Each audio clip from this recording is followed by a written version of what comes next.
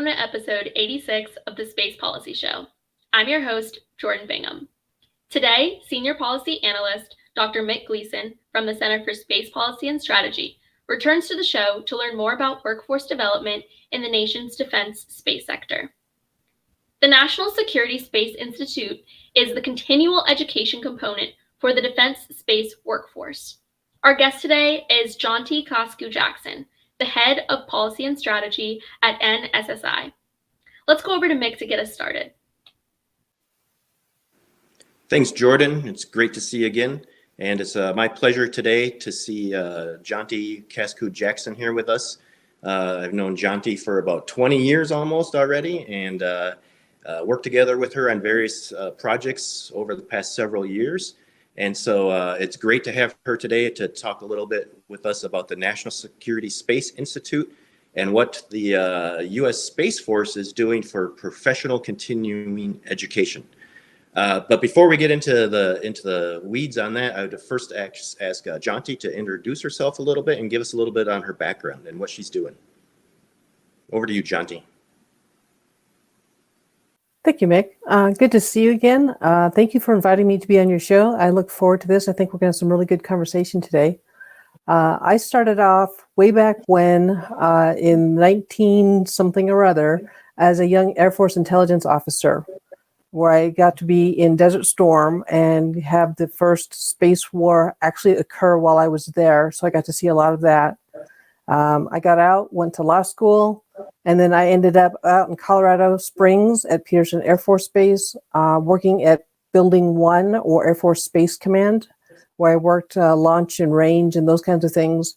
Then a friend of mine called up and said, would you like to be somebody who teaches over at the National Security Space Institute? So I thought that sounds like a really good gig.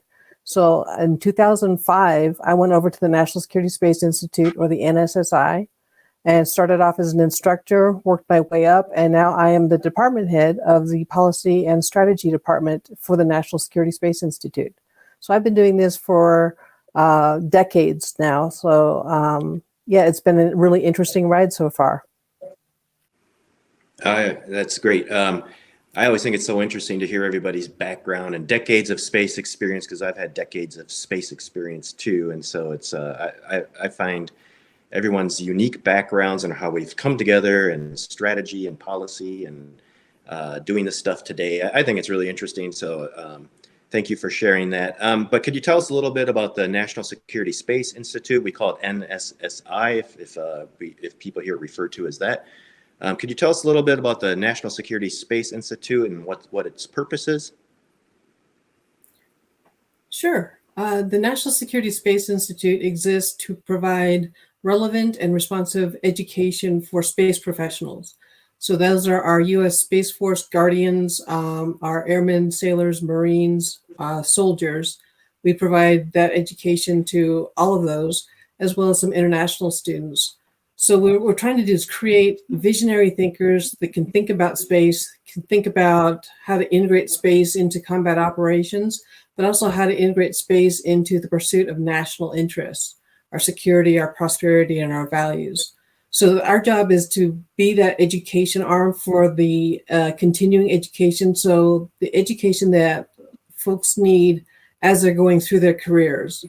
So we get folks that are very, very young, and we get folks that are getting ready to retire. And in between, they are in our hands, and we give them that education that they need. Basically, we are trying to be that Space Force Center for Space Excellence. We have like 300 years of experience in space from our staff. We got 800 years of experience in military background in our staff. So we draw on all that experience, and then we draw on the instructors and the students' relationship, and we have really great classes on space for all those guardians, airmen, soldiers, sailors, and Marines. Wow, that sounds incredible. There's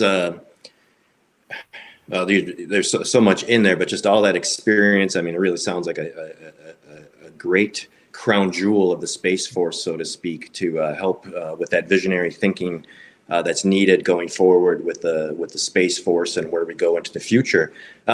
But a little bit more detailed, where actually is it? Is it in Washington, D.C.? Is it in Texas? Where are you located, and where do you get your students from? We are actually located in beautiful Colorado Springs at Peterson Space Force Base. Our students come from everywhere. We have, like I said, all the sister services. We have international partners. We have 48 different partners that we teach space to.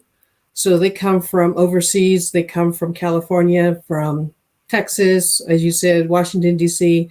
We travel to different places as well. So we have mobile courses that go to Washington, D.C. We've talked to like staffers, congressional staffers. We've talked to our policy folks out in D.C., but we've also sent folks out to Norway and Denmark and places like that, over to Germany, all bringing that space education that is needed. And we do it at different levels. So we have some fundamentals, and we have some senior executive courses, and we have everything in between. Oh, great. So at the risk of perhaps leaving somebody out, you mentioned 48 partners. Now, do you mean all different countries, or do you mean different agencies within the government, different services? And could you just like give me an example? And I don't want you to go through all 48, so we're gonna have to chop off somewhere, but give me some examples of who you mean by 48 partners. We work a lot with what they call the Five Eye partners, which is Australia, Canada, New Zealand, United Kingdom, and the United States. So we pull a lot of students in from those countries. But then we also work with what they call the Eight Eyes, which includes those Five Eye countries, not companies, as well as France, Germany, and Japan. We work with South Korea. We work with Brazil. We work with Norway and Denmark. So we go all over the place. I think we're actually looking at Peru at some point in the future. But then we have civil servants that we have in our classes, as far as national geospatial intelligence. We have Department of Defense. We've worked with the Department of State before. So we have a lot of different agencies that we work with. The only really missing students are commercial. We're not allowed to teach commercial because it's a contract issue. But we teach civil servants across the DoD and the U.S. government.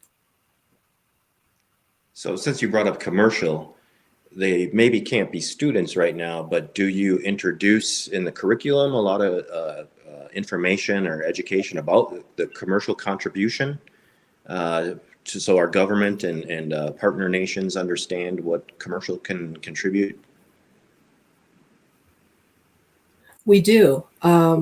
We have a fair amount of fundamental classes that don't cover the commercial so much, but are more advanced classes. We talk a lot about how you can leverage commercial, how you protect commercial, how you can do combined or joint operations using commercial capabilities. So we have a lot of folks that are in the acquisition field that have worked with commercial companies over the years, and they understand the different way commercial companies think, the different constraints they've got, and how to acquire systems that we need to pursue our national interest. So we do actually talk about a commercial. We don't talk about our civil so much. We don't talk about NASA so much. We just don't have the time. Our classes are between like 5 and 15 days. And so we're not NASA, to quote General Hyten. So we don't focus on the civil, but we do focus on the commercial. Oh, okay. So it's been about 10 years since I really was trying to figure out what National Security Space Institute was doing. And I think your courses back then were longer, if I recall correctly. I was thinking like a month or 6 weeks or something. Is that true? Has it changed to being those short of classes now? We have really refocused our classes. We have so many different needs from both the Space Force and the Space Command that we basically got rid of anything that could remotely be considered fluff, and expanded our days. What we did was we refocused our classes so it was less lecture and more along the lines of problem solving. So adult learning style education, where we give the students a problem, we give them some information on policies and capabilities and things like that. And then we give them a scenario and they have to go figure out how to make that scenario work.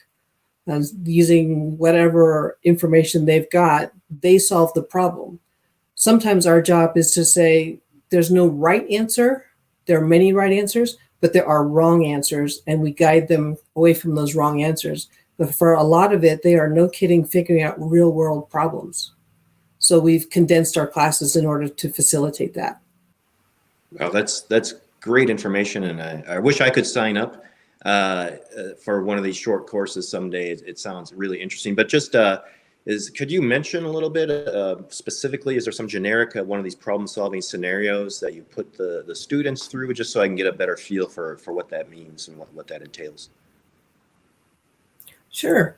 I have a particular scenario I use that is in sort of the South China Sea scenario, because that's one of the key adversaries that we are paying attention to today is China. So you have a red geopolitical situation going on. So things are getting tense. And then you've got fishing boats that have bumped back and forth in the South China Sea. And then you have satellite communications that are being interrupted for some unknown reason. And the students have to go through and figure out how they would react to those satellite communications being interrupted. A lot of students initially want to go to it's interference and the bad guys have done it, but we have no indication. So they have to run through all the policies and the procedures and whatnot to figure out that these are the kinds of things that they should do. These are the kinds of things that maybe they don't want to do because it might be escalatory. And then here are the places they need to go to ask for additional information.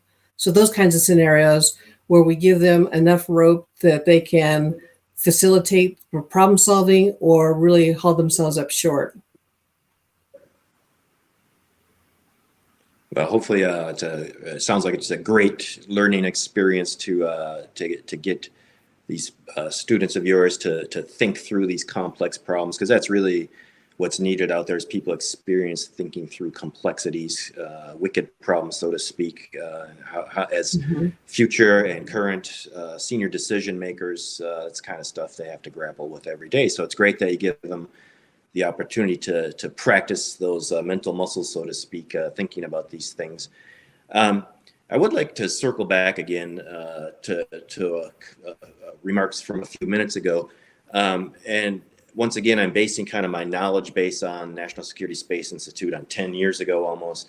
But at the time, the international partners were really restricted from joining or attending class at National Security Space Institute because of classification issues, I think, primarily. And so has that been, it sounds like that's been resolved, or how's that being handled nowadays? It's actually, there's still a little bit of restriction, but for the most part, we try to keep our classes releasable to foreign nationals, particularly those 5 countries, Australia, Canada, New Zealand, United Kingdom, and then France, Germany, and Japan. We try to keep those releasable. So we go out and we find information that is classified as releasable to those foreign nationals. We've also created a couple classes that are unclassified. Like the Coalition Space course that occurred in February had 8 Japanese students in it and a Canadian, as well as about 4 or 5 American students. So that gives us the ability to really have some interesting, meaty discussions on perspectives and policies and capabilities and how you leverage your coalition partners. So we've really started in about the last 3 or 4 years working towards as much releasable material as we can get. So when I read in the newspaper and defense news and other trade media, so to speak, in the defense space, national security space area, they and senior leaders mention the classification issue and the need to declassify a lot of things. It sounds like the National Security Space Institute may be kind of leading the way in some of that. Are there efforts? So anyway, congratulations on that. I don't really have a question, but it seems that it's noteworthy that the NSSI has made such headway when we're hearing on a weekly basis how that's such a difficult challenge to overcome.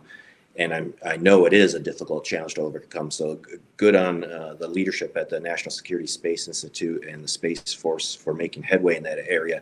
But speaking of the Space Force, how does NSSI fit in with the Space Force? NSSI actually is aligned with the Space Training and Readiness Command out of the U.S. Space Force. The STARCOM is responsible for making sure that the Guardians are ready to operate in that contested, degraded, operationally limited environment. Underneath STARCOM is what they call Delta 13, the Education Delta. Deltas are like wings are for the Air Force, but for the Space Force. So we align under STARCOM and then Delta 13, the Education, and then they're responsible for overarching education for the Guardians. We provide that continuing education for the Guardians and our sister services and our international partners. Okay. So since you mentioned Guardians, maybe a lot of our audience out there still isn't used to the term or the name Guardians for people in the Space Force. So if would you like to offer an explanation for how the name Guardians was picked, if you're aware? They actually did a survey of all of the people that were going to be moved into the new Space Force, and they had I can't remember all the names. Guardian was one of the names. Astras was another one. Titans, I think, was another one. And they surveyed the force and said, what do you want to be called? That's part of the culture that they're trying to develop as Guardians, is that everyone has information and ideas to contribute. So it's a small force. It's only going to be about 16,000 people. So they went out and did a survey, and they came back and said, the service has spoken and Guardians is the way we're going to go. Which I thought was kind of a neat idea. Yeah, I appreciate that, taking in information instead of just, from bottom up instead of top down, here it is, kind of thing. So I think that's also interesting and a good demonstration of leadership. So where's the NSSI going in the future? Is it going to be doing the same thing, or are you adjusting course now that we have a Space Force in the last 2 years? Let me rephrase that. First, have you adjusted course in the last few years since the arrival of the Space Force, and then where are you going? Okay. First of all, we saw the writing on the wall, and we thought we need to reorganize to better support what we see as two major customers, Space Force and Space Command. So we created two colleges under the National Security Space Institute. We have the College of Professional Development that supports the Space Force, and then we have the College of Space Warfare that supports Space Command. Now, I mentioned that I was a department head. We have 3 department heads. I do policy and strategy. My people do the policy and strategy. And then there's joint space operations, people that are focused on satellite communications and position navigation and timing like GPS capabilities. And then there's the Intelligence and Planning Directorate. So all of our instructors are focused in one of those 3 departments, but we teach in both colleges. So I taught in a class for the College of Professional Development. That was the Space 300 class. Turned around the next day, taught an intelligence class for the College of Space Warfare, and then turned around and taught another coalition space course for the Japanese students for the College of Space Warfare. So we teach across the colleges, although we're part of single departments. So we can no longer say, I'm just a Space 300 instructor. The answer is now, I'm a policy instructor, or I'm an intelligence instructor, I'm a planning instructor. So we have reorganized based on what we see coming down the road. We had, I think, about 2,800 students graduate from the NSSI in academic year 2021. We expect 5,000 to graduate in 2023. So we're developing 5 additional courses. We currently have about 14 courses that we teach. We're doubling our throughput. we're moving online. So we're looking at hybrid classes where some students are in the classroom or some are online at the same time. And we're looking at a lot of mobile education. Like our space executive course goes out a dozen times a year to meet with the senior executives and in different countries and in the United States. So we're upping our technology game, we're upping our throughput, and we're increasing the amount of classes that we're teaching. Wow, that's impressive to increase your throughput that massively in a short amount of time. And so once again, congratulations on that, and to the leadership there, you among them, to try to grapple with this surge and be successful at it. But shifting gears a little bit, I would like to mention, Jonty, that you are one of those thought leaders out there, a visionary thought leader on space education and continuing education. And so you actually had a piece in War on the Rocks. I think it was about a year ago, actually, in March last year, I think, if I recall correctly. And it was called A Space War College. And the idea was, how the educational needs differ in the U.S. Space Force from the old approach, in the Air Force. I think we've covered some of that. But had you seen any progress in how the new needs are being addressed that we haven't touched upon already today? I think I do. One of the things that I pointed out in that article was that the Space Force is very small. As I mentioned before, about 16,000 people. That means that the Guardians or the Space Force personnel really need to be able to carry their own. They need to be able to punch above their weight, so to speak. They need to be able to think strategically about space. Space is a global domain, so it's very strategic by its nature. And it's not going to be uncommon for a major to be sitting in a class, or not a class, but a meeting with colonels that he or she is going to have to explain how space works for them, how space is integrated, and the strategic implications of space. So all that being said, the Guardians need education. So they need to go to a war college, and everyone needs to go to that war college so they can think strategically, they can hold their own, and they can support following those national security interests that the United States is pursuing.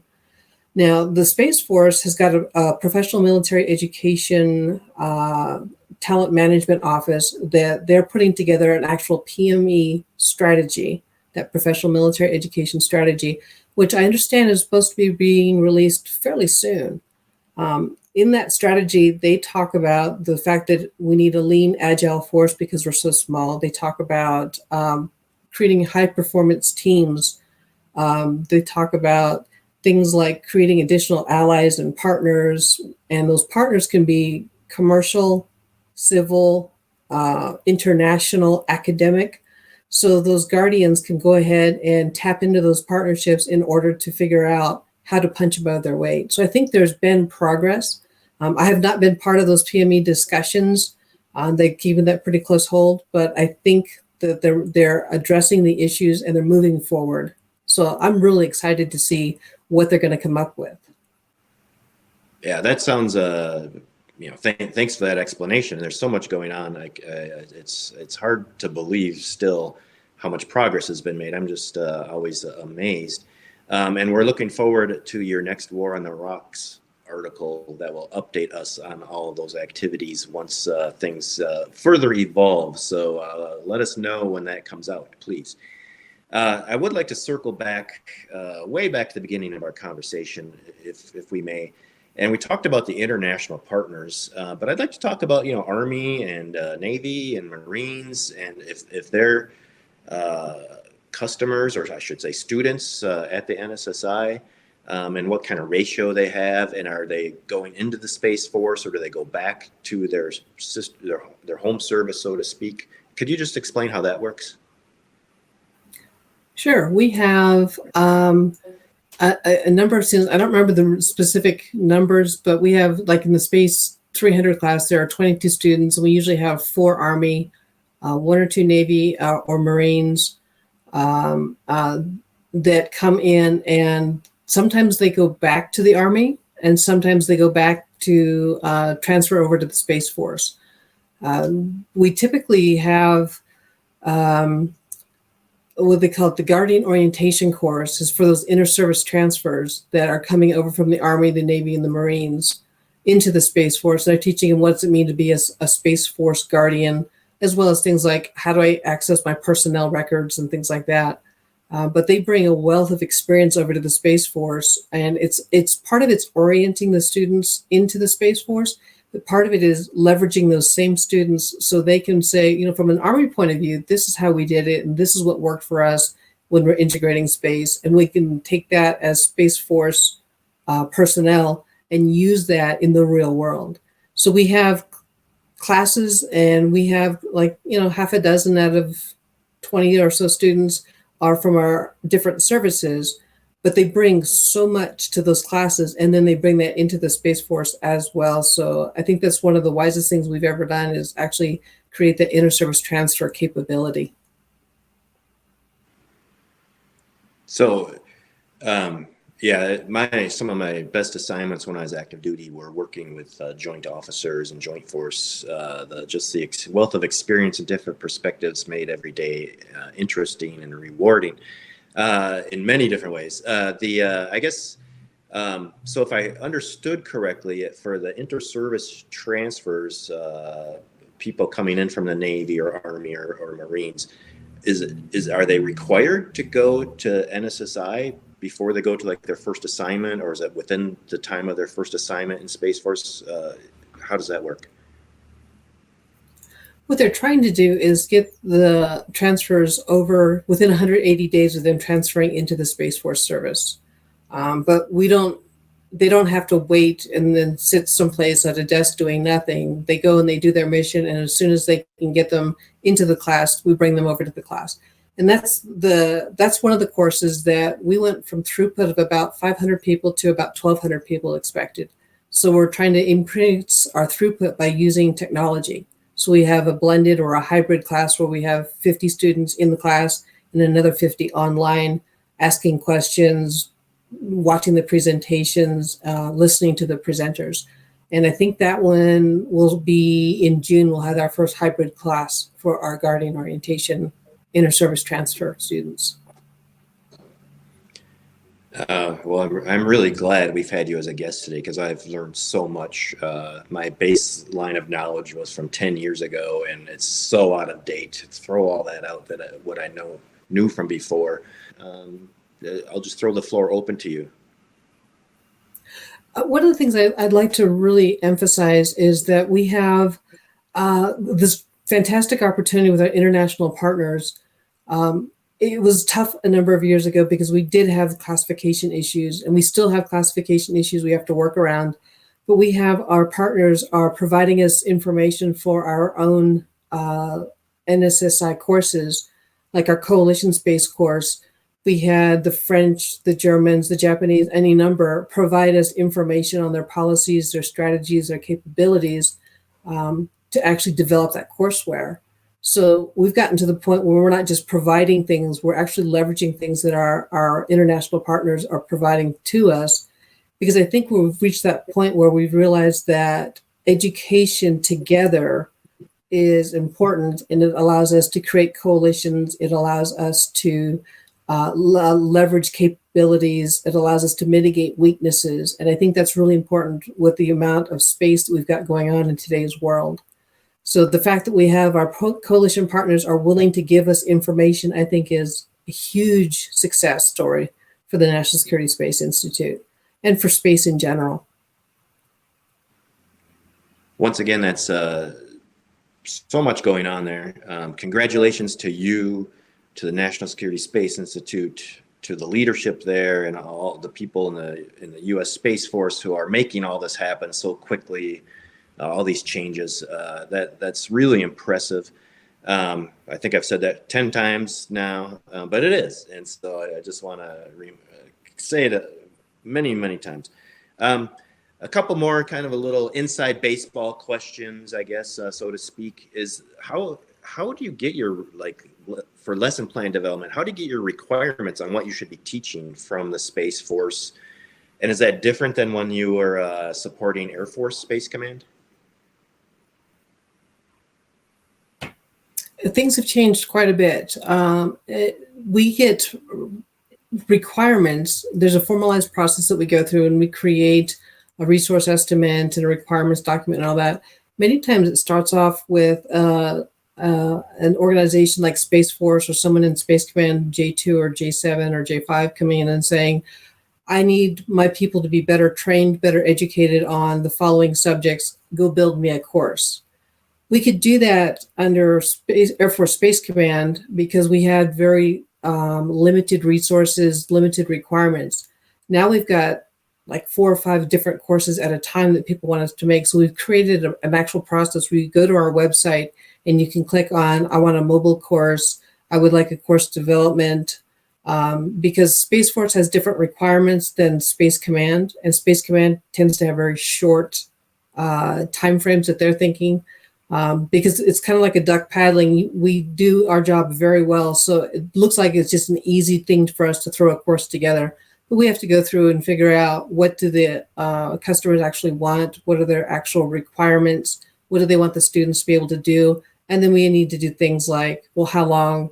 What's the schedule look like? Who are we going to resource to teach it? So we have those kinds of things. That we have a provost that's his job, is to manage development of those courses for both the College of Professional Development and the College of Space Warfare.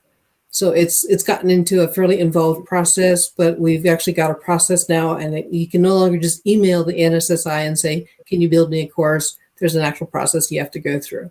So if you want a course, let us know what the actual requirements are, and we will build you the course, but there's a process to go through now. Great. A lot of work. I'm sure, so much work goes into making a successful program and successful education curriculum. So good on you and the team there. So I would like to, we're almost exactly coming into 2 years since COVID arrived on the scene. Shortly after Space Force stood up, if I recall correctly. It's all kind of a blur the last 2 years. But how did COVID affect what was going on in your area? We actually had classes canceled for about 3 or 4 months. So we had a bow wave that was starting to develop. We ended up reworking our courses, shortening a couple of them. We ended up using a lot of things like online prerequisites. So rather than having a student go through a joint publication or a joint doctrine publication in the classroom, they're now responsible for reading that material, coming into the class, and being prepared to teach at that point in time. So we took some of our material and front-loaded it to online capabilities. So we used the technology. And then we just focused, again, back on that adult-style learning, problem-solving kind of technique, and that allowed us to shave a couple of days off. And then we run the courses back to back to back to back to back. So you really have to forecast your leave way out in advance. But our Space 200 class, for example, which is an operational level class, starts every 2 weeks, and they overlap by a week. So we do dozens of these in a year. That's how we're making up the COVID bathtub that we had. Wow. So I guess your future students or incoming students, I hope they get to see this program and get excited about getting to NSSI and taking advantage of all this education and deep thinking and problem solving. And I wish I could be a student someday. But I think it's time for us to wrap this up. And so I'm going to throw it back over to Jordan now. So thank you very much, Jonty. It's been great seeing you. I hope we get to talk again soon. And back to you, Jordan. Thank you, Jonty and Mick, for joining us today and highlighting these elements of workforce development for joint and combined military space. Our executive producers, Colleen Stover, and our technical directors, James Liggins. You can find more of our shows at csps.aerospace.org or check us out on Twitter using #TheSpacePolicyShow. See you next time.